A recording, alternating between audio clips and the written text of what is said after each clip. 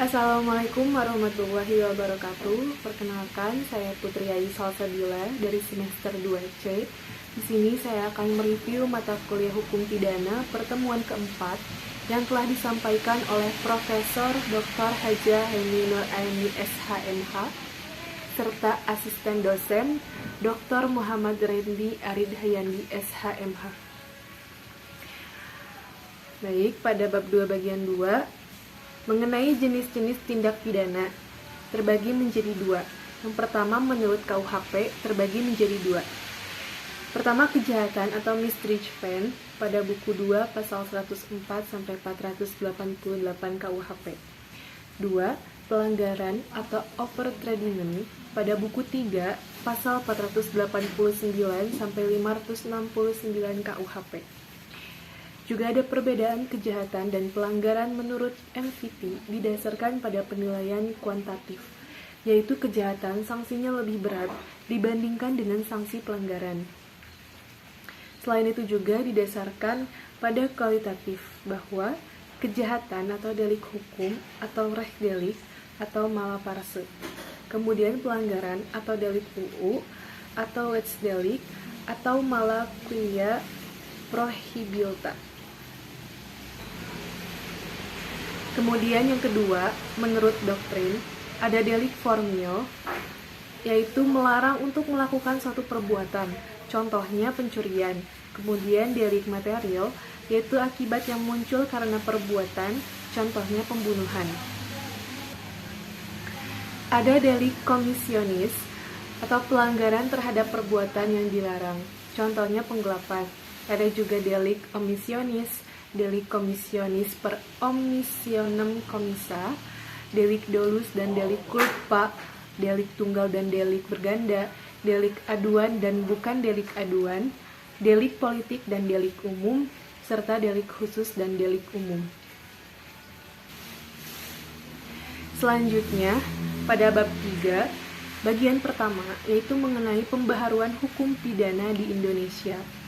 Untuk sejarah berlakunya KUHP di Indonesia berasal dari WVS Belanda melalui pasal 75 RR Junto pasal 131 IS sejak 1 Januari 1918 berubah menjadi WVSNI. Selanjutnya melalui Undang-Undang Nomor 1 Tahun 1946 WVSNI berubah menjadi KUHP. Kemudian ada alasan-alasan diadakannya pembaharuan KUHP. Yang pertama, alasan politis. Indonesia adalah negara yang merdeka.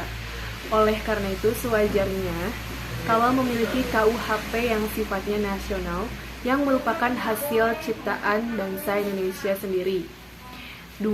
Ada alasan sosiologis. Dalam KUHP, warisan kolonial Belanda masih ditemukan atau terdapat nilai budaya dan agama di Indonesia yang tidak diatur dalam KUHP, bahkan tidak mendapatkan pengaturan. Oleh karena itu, dengan adanya KUHP buatan bangsa Indonesia sendiri, diharapkan dapat memuatkan aturan yang mencerminkan nilai budaya dan agama yang dianut di Indonesia. 3. Ada alasan praktis. Dewasa ini masih banyak sarjana hukum di Indonesia yang tidak mengerti atau menguasai bahasa Belanda secara lancar. Padahal teks resmi yang asli dari WVSNI adalah bahasa Belanda. Sehingga ketika diterjemahkan ke dalam bahasa Indonesia, terdapat terjemahan yang beraneka ragam, yang dikhawatirkan akan terjadi terjemahan yang menyimpang. Atas dasar itu, selayaknya lah Indonesia mempunyai KUHP dengan teks resmi bahasa Indonesia yang baik dan benar. Kemudian yang keempat, ada alasan adaptif. Nah, sebagai bagian dari bangsa-bangsa di dunia, Indonesia wajib memperhatikan asas dan nilai yang sifatnya universal secara internasional dan memasukkan asas dan nilai tersebut ke dalam KUHP yang nanti akan berlaku. Adapun cara-cara melakukan pembaharuan KUHP. Yang pertama yaitu kriminalisasi. Proses pembaharuan di mana suatu perbuatan tadinya bukan merupakan perbuatan yang dapat dipidana, tetapi karena perkembangan masyarakat menjadi perbuatan yang dipidana atau penciptaan delik baru. Pembaharuan ini diakhiri dengan terbitnya undang-undang baru. Yang kedua yaitu dekriminalisasi. Proses pembaharuan yang tadi, suatu perbuatan itu dapat dipidana karena perkembangan masyarakat menjadi perbuatan yang tidak dapat dipidana atau memandulkan delik. Mungkin cukup sekian dari saya. Wassalamualaikum warahmatullahi wabarakatuh.